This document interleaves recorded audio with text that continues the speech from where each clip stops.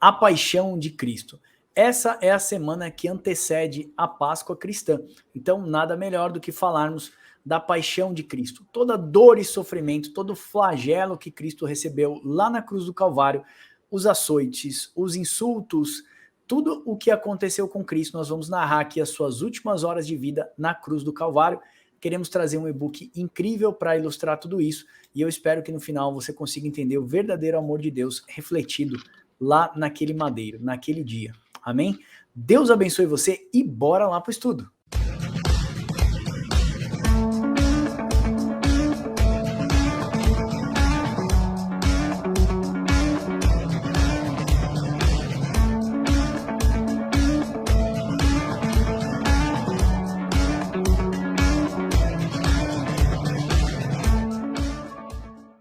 Hilber, eu confesso para você que foi um dos estudos assim que mais me impactaram de fazer. Esse e-book que eu quero já compartilhar com os irmãos já no início aqui, ele tem quase que 1 metro de altura. Nós vamos fazer uma passagem basicamente pelas formas de crucificação, as cruzes que foram utilizadas, como que foram os açoites, como isso rasgou a carne de Jesus, coroa de espinhos, como que foi colocar esses pregos na mão de Cristo, né? Os nervos e as artérias que foram rompidos, e assim nós vamos até o final, mostrando toda a dor e sofrimento de Jesus Cristo. E eu peguei, Hilber, passei para uma irmã lá do Paraná, a irmã Beth, para ela corrigir. Ela falou que o Espírito Santo invadiu ela ali naquela noite, e ela sentiu muita compaixão, né, pelo que Cristo fez por nós na cruz, ficou muito emocionada, chorou, mandou um áudio super bonitinho para mim, e ela estava corrigindo isso tudo, e já foi visitada pelo Espírito Santo de Deus. Nossa expectativa é que os irmãos consigam entender, né, o verdadeiro amor de Deus refletido, porque amor precisa ter atitudes, né, Hilber? A gente sempre fala que o amor sem atitudes é nada, né, Hilber? Exatamente, o amor tem que ter atitudes, o amor tem que ser mostrado na nossa realidade, né? O amor tem que ser mostrado não só em palavras, mas também na parte material. E quando eu falo material, é em ações, é em algo que a gente consiga ver esse amor agindo, esse amor interagindo com a sociedade. Porque, Max, nós como cristãos, nós não podemos nos corromper com o mundo, mas nós temos que viver num mundo corrompido e ser luz nesse mundo, ou seja, tentar salvar as pessoas e buscar as pessoas que estão nesse mundo, e a gente tem que fazer isso não só falando, mas com a nossa prática, com a nossa vida. Verdade. Olha só, você já nos conhece, estava na introdução desse vídeo, as revistas ilustradas do Papo com Deus, abençoe nosso ministério. Se a gente tem sido edificante para vocês, a gente quer ser edificante para muito mais pessoas, ó. Aqui nós vamos fazer estudo só sobre o pecado, como você pode romper com o pecado, enfim, os frutos do Espírito e por aí vai. Tem participação especial do irmão Gerson Lima, ok? Então tem muito conteúdo bom, eu tenho certeza que vai edificar a sua vida. Não deixe de adquirir as nossas revistas. Olha só, irmãos, eu quero deixar claro para vocês que esse e-book não vai estar disponível lá no nosso site. Aí você vai falar, que pena. Esse e-book é um daqueles e-books que nós vamos deixar especificamente para as pessoas que nos apoiam, ok? Então nós vamos ter uma área de membro, o Antônio já está desenvolvendo isso. Dentro do nosso aplicativo, nós vamos ter uma área de membro. A partir de R$ 9,90, as pessoas que nos ajudam mensal, empresários que nos ajudam com mais, também tem pessoas que podem ajudar com mais, pessoas com menos. Nós vamos começar a selecionar alguns conteúdos, cursos. Eu e o Hilber estamos fazendo um curso de escatologia. Talvez quando você estiver vendo esse vídeo, esse curso já está disponível para venda e você não vai precisar comprar. Tá bom? O fato é de que você vai ver que nós não queremos aqui prosperar financeiramente. O objetivo aqui é levarmos a palavra de Deus. Mas precisamos continuar mantendo 95% do nosso conteúdo gratuito, e a gente só faz isso se vocês nos ajudam. Sejam bons mordomos. Apoie o Papo com Deus a partir de R$ 9,90. Na descrição desse vídeo tem como você pode nos ajudar. É só chamar a gente no WhatsApp também. Eu passo ali no WhatsApp da minha esposa Vanessa e você já pode passar a se tornar um apoiador desse projeto. Então, esse e-book vai estar numa área de membros, que vocês vão poder se inscrever, poder ajudar a partir de R$ 9,90 e vão ter cursos gratuitos, e-books exclusivos. Vai continuar o conteúdo do nosso site gratuito, porque o objetivo é esse, é dar boa teologia para aquelas pessoas que não têm condição, mas também poder priorizar aquelas pessoas que estão nos ajudando, ok? Graças a vocês que nós chegamos até aqui, então nós queremos compartilhar isso com você. Bora lá, a paixão de Cristo, dor e sofrimento. Então, eu queria começar aqui mostrando para vocês os tipos de cruz utilizada. Tinha a cruz em X, que depois foi comumente chamada de cruz de Santo André, mas as duas cruzes mais utilizadas era essa cruz aqui chamada tal ou comissa e essa cruz que era a cruz chamada latino. Então vamos falar dessa primeira cruz aqui, que é a cruz tal. Todo mundo fala, Jesus não foi crucificado numa cruz assim, né, desse símbolo, exatamente esse símbolo aqui, ó, passante, né? Ele foi crucificado assim, com madeiro em cima e madeiro embaixo. Mas para colocar a placa Rei dos Judeus em cima, foi necessário colocar essa cruz latina, que a gente chama, tá? A cruz latina. Então foi necessário fazer esse tipo de cruz. Então existiam diversas cruzes que os romanos utilizavam, as duas mais comumente utilizado era essa cruz aqui, tal ou comissa, sem extremidade superior, ó, que ela não tem extremidade superior, é uma cruz sem cimo. O que é o cimo? É esse topo aqui, tá? Cruz comissa ou patibulata, é comumente chamada de cruz in T, por ter uma forma de letra. Eu peguei um judeu esse dia que estava falando, você não sabe nem que tipo de cruz que seu Jesus foi crucificado, e o cara estava dando paulada em mim, dizendo que Cristo foi crucificado na cruz em T. Mas historiadores acreditam que não tem outra forma de Jesus ter sido crucificado, porque foi necessário escrever aqui, ó, Rei dos Judeus em grego, latim e aramaico. Nós vamos falar disso um pouco mais abaixo. Então a cruz utilizada, a Bíblia registra que foi escrito Rei dos Judeus em latim, aramaico e grego, portanto a possibilidade é que a cruz latina tenha sido utilizada para crucificar Jesus. Irmãos, estamos a 2000 anos dessa história, é um pouco difícil a gente tentar garantir, mas historiadores acreditam assim. O legal, assim, quando a gente pega essa cruz latina, é que essa cruz possui uma arte vertical e uma barra horizontal. Quero dividir com vocês essa curiosidade. As duas varas na cruz unem judeus e gentios, a haste mais longa como os gentios e a mais curta como os judeus. Deus profetiza que uniria as duas varas novamente. Você vai ver em Ezequiel 37, 15 a 28.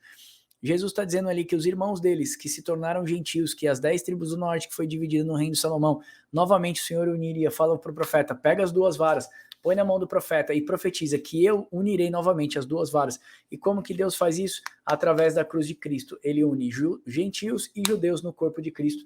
Essa é a mística, né? O mistério por trás dessa cruz aqui, onde Jesus Cristo, através do seu sangue, ele consegue unir judeus e gentios no seu corpo.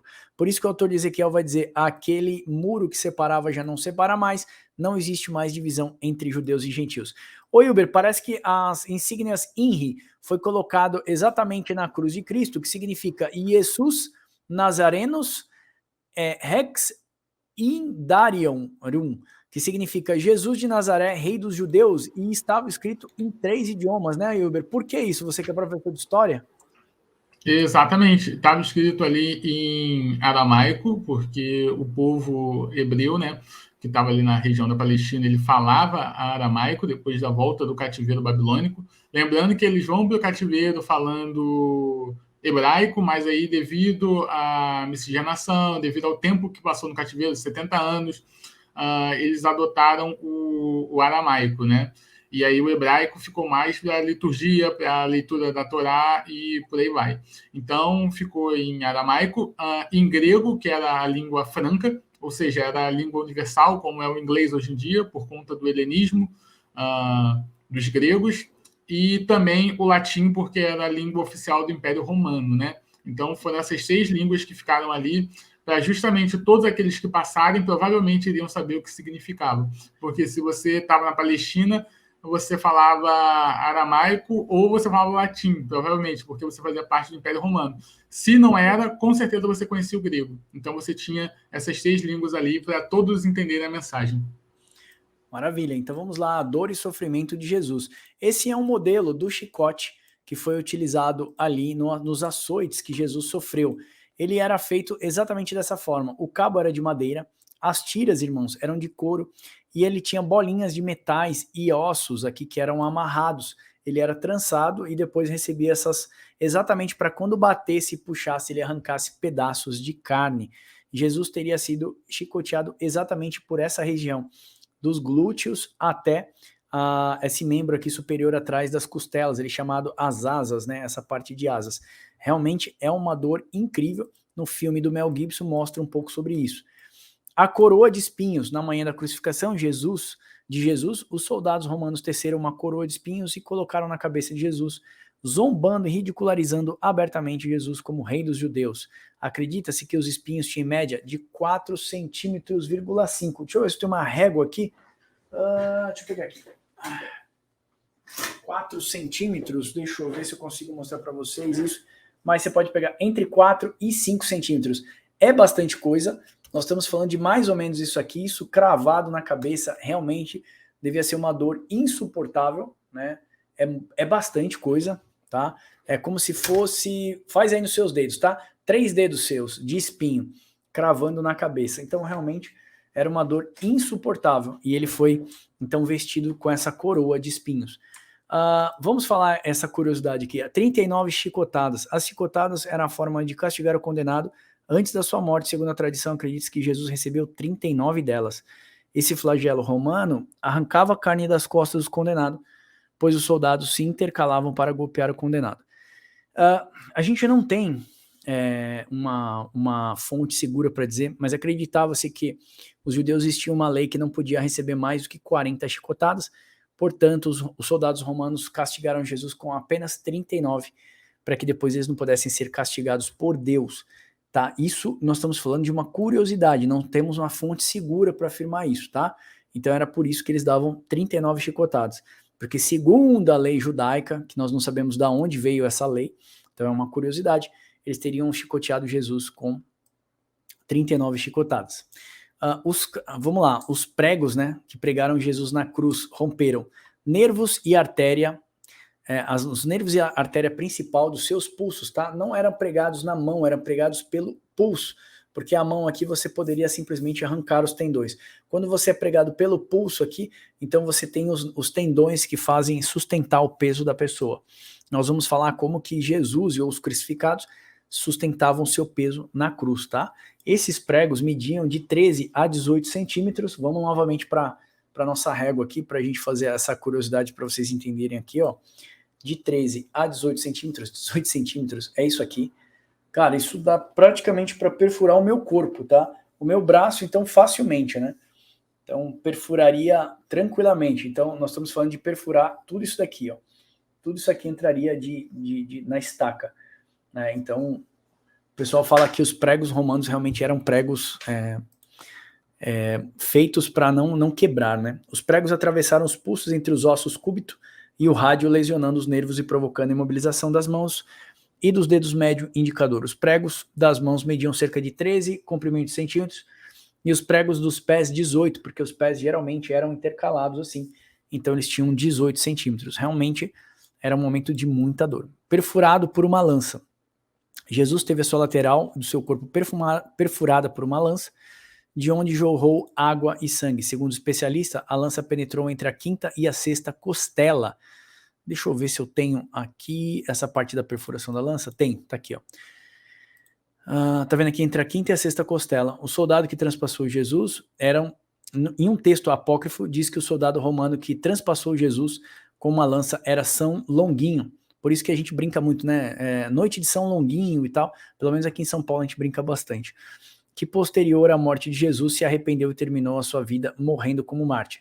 A lança tinha aproximadamente 2 metros de comprimento, tá? Em sua largura, e 17 centímetros. Então, acredita-se, tá? Isso é um texto apócrifo, isso não é um texto oficial, que o soldado que perfurou a costela de Jesus, ele teria se convertido depois e morreu como mártir.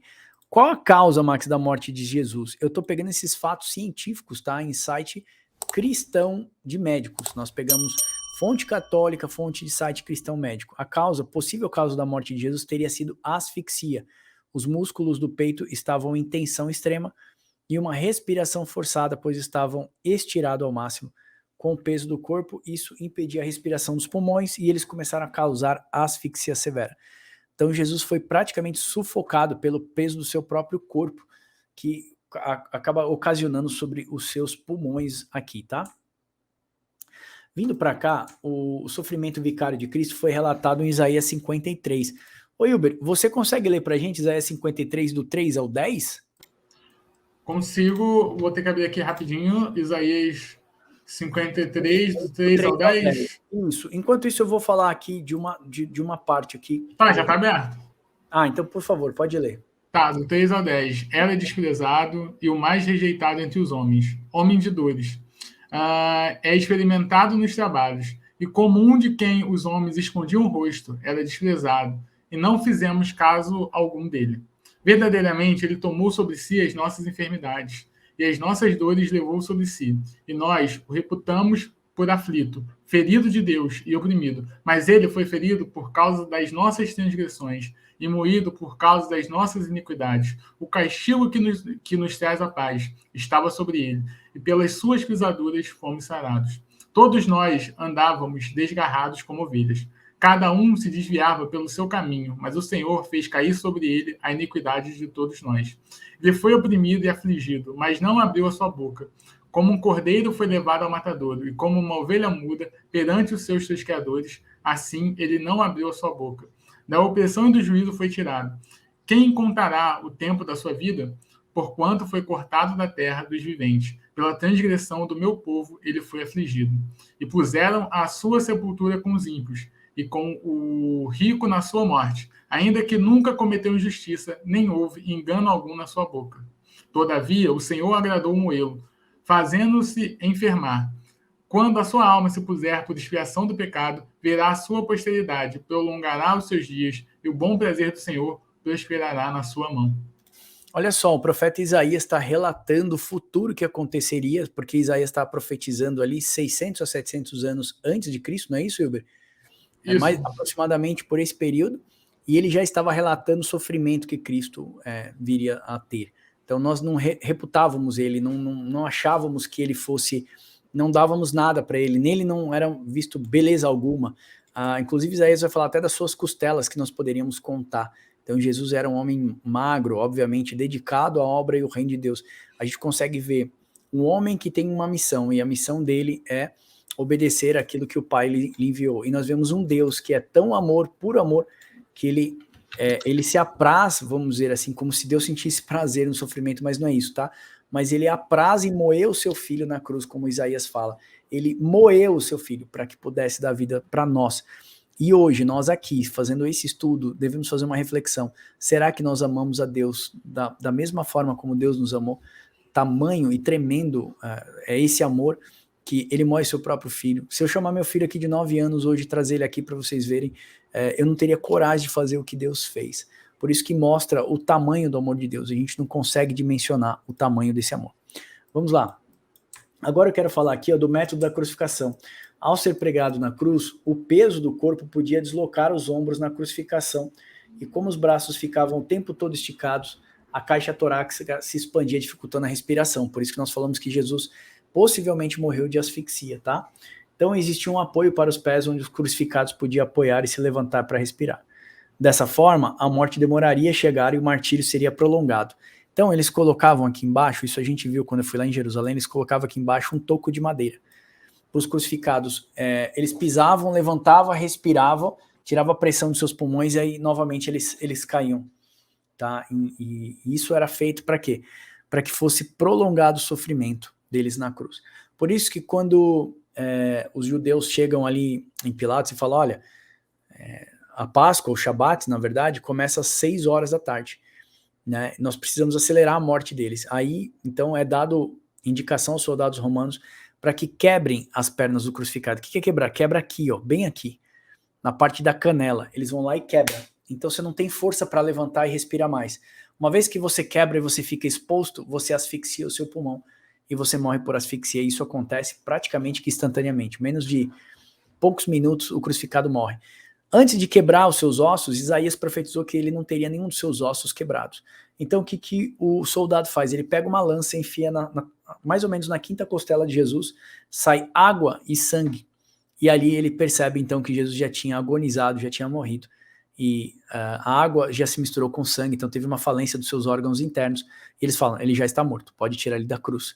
Então Jesus termina ali, né, e morre por volta, nós vamos falar do horário, mas por volta de 3 horas da tarde, tá bom?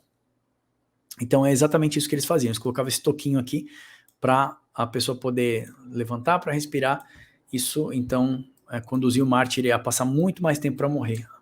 Vamos lá, curiosidade sobre a hora nona. Ô Hilber, lê pra gente o texto que fala sobre a hora sexta e a hora nona que você estava lendo aí. Tá bom, Mateus 27, 45 a 46.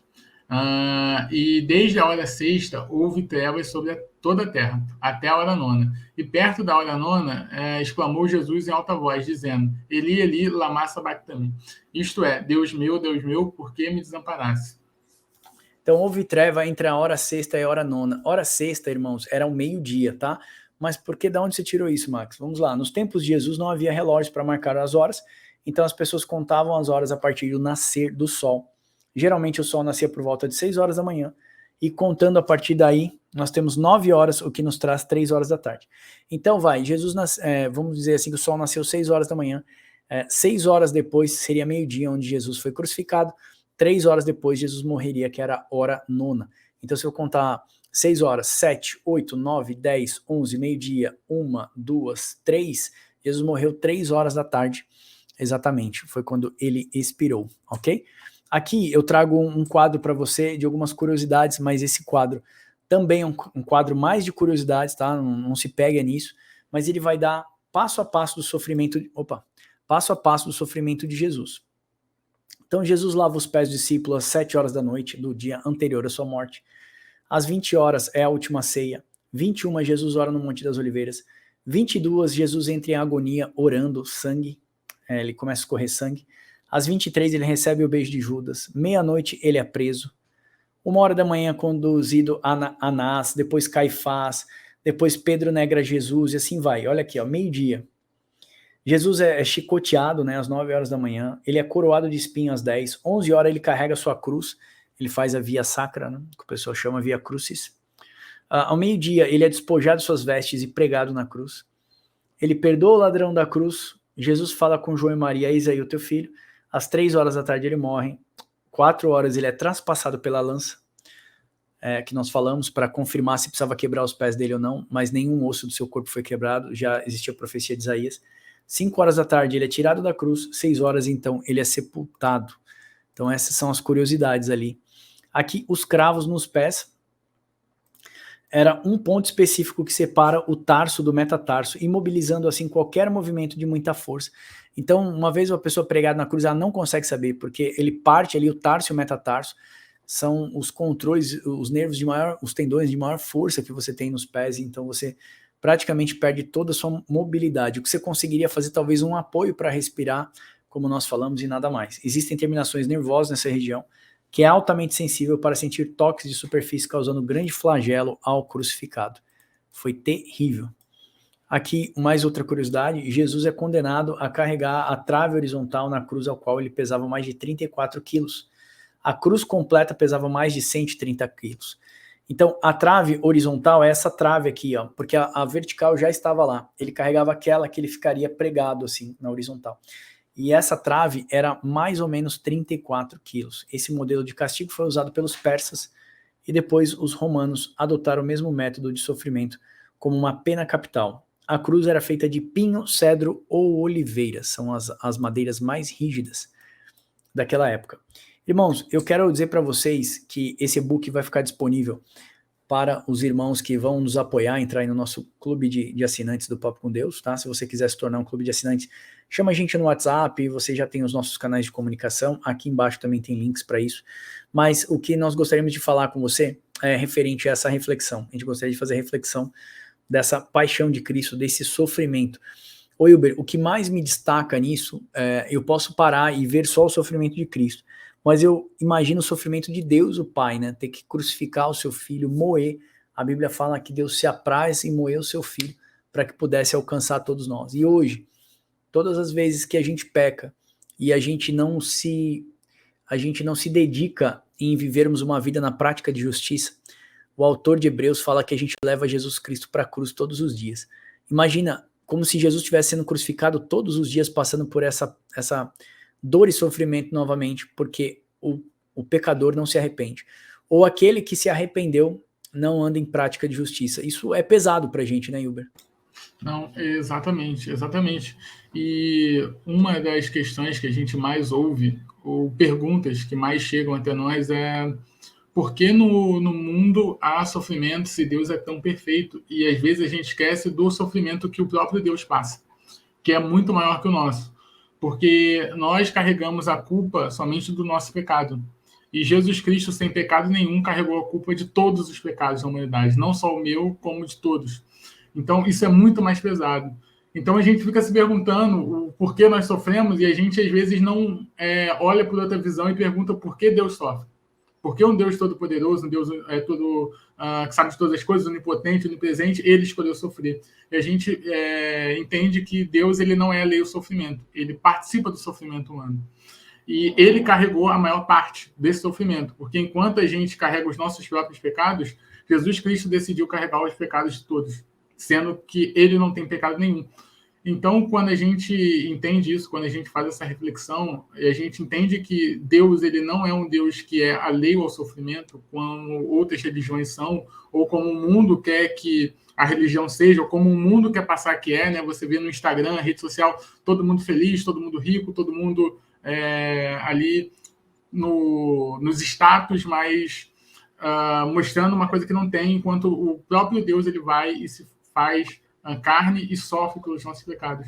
Então, antes da gente perguntar por que a gente sofre, a gente tem que fazer a primeira pergunta: por que Deus escolheu sofrer por nós? Sendo que ele poderia acabar com tudo, né? E aí, Max, me vem um texto de Apocalipse 5 que vai falar assim, ó. O João fala: e eu chorava muito, porque ninguém foi achado digno de abrir o livro, nem de ler, nem de olhar para ele. E disse-me um dos anciãos: não chore, eis aqui o leão da tribo de Judá, a raiz de Davi, que venceu, para abrir o livro e desatar os 7 selos. E olhei, e eis que estava no meio do trono e dos 4 animais viventes, e entre os anciãos, um cordeiro, como havia sido morto, e tinha 7 pontos e 7 olhos, que são os 7 Espíritos de Deus enviados por toda a terra. E veio e tomou o livro da destra do que estava sentado no trono, e abriu o livro. Então a gente vê que o cordeiro venceu. Ele vem, se faz carne, o Deus Todo-Poderoso morre pelos nossos pecados, e no final a história diz, João nos relata que esse cordeiro ele venceu. E por ele ter vencido, a gente vence junto com ele, que é o nosso maior objetivo, a vida eterna, uma eternidade com Deus para sempre, onde o pecado não entra mais, onde não vai ter mais trevas, onde não vai ter mais choro. E esse é o objetivo, né? Então, às vezes, a gente desse lado da eternidade não sabe o porquê acontece o sofrimento, a gente não entende todo o plano de Deus. Mas João nos dá uma certeza, que o Cordeiro venceu. E por ele ter vencido, ele nos comprou como premissas para ele. E vale a reflexão, porque você vai ver as casas cheias de ovos de Páscoa, os comerciais de televisão mostrando o coelhinho da Páscoa, e você, cristão, talvez vai para sua igreja e boa parte dos nossos ajuntamentos vão falar de um Cristo que ressuscitou, mas hoje a nossa reflexão aqui é trazer você para a morte de Jesus Cristo, porque nós foi quem crucificamos Jesus, não foram os romanos, foi o meu e o seu pecado. Então nós queremos aqui valorizar a morte de Jesus Cristo, trazer a reflexão para você, de quando nós não nos arrependemos e não mudamos os nossos comportamentos, a gente está levando Jesus Cristo para a cruz novamente. Foram os nossos pecados que levaram Jesus para lá, e nós devemos entender que nós precisamos crucificar o nosso eu todos os dias, assim como ele crucificou na carne e nos seus espinhos, nós devemos crucificar os nossos desejos, nossa vontade, e vivermos uma vida digna, a vocação ao qual nós fomos chamados, que é sermos reis e sacerdotes, sermos separados ao Senhor, Kadoshim, que é santo ao Senhor. Assim como ele é santo, devemos nos separar também para essa santificação. Então, na televisão, ovo de Páscoa, na sua igreja, talvez você vai ouvir que Jesus ressuscitou, mas nós queremos aqui valorizar a morte de Cristo. A morte de um Deus que se fez carne e andou entre nós, né? E apraz a Deus, assim, né, o seu Pai, a moê-lo por amor a você e a mim. Então, que a gente possa fazer jus, né, a esse amor eterno de Deus e amarmos ele assim como ele nos amou primeiro. Amém? Espero que sirva de reflexão para essa semana de Páscoa nossa e que você possa aí no seu domingo de Páscoa fazer uma Páscoa diferente, fazer um almoço ou um jantar de ação de graças. O que é uma ação de graças? Reunir a sua família em prol da mesa e falar: estamos aqui, vamos almoçar, vamos jantar nessa Páscoa e agradecer a Deus, ações de graça. Quero fazer uma oração agradecendo a Deus por esse domingo de Páscoa, que Deus possa abençoar a sua família, que você possa ser o sacerdote na sua casa e levantar realmente aí um altar a Deus de ação de graças nesse almoço, nesse jantar de Páscoa. E que os ovos de Páscoa não sejam o símbolo principal, mas sejam o símbolo de um amor, de um Deus que se fez carne e se esvaziou, né? E se moeu naquela cruz por amor a mim e a você. Amém? Espero que esse vídeo tenha te abençoado e eu espero você no próximo. Deus abençoe vocês e até o próximo Papo com Deus.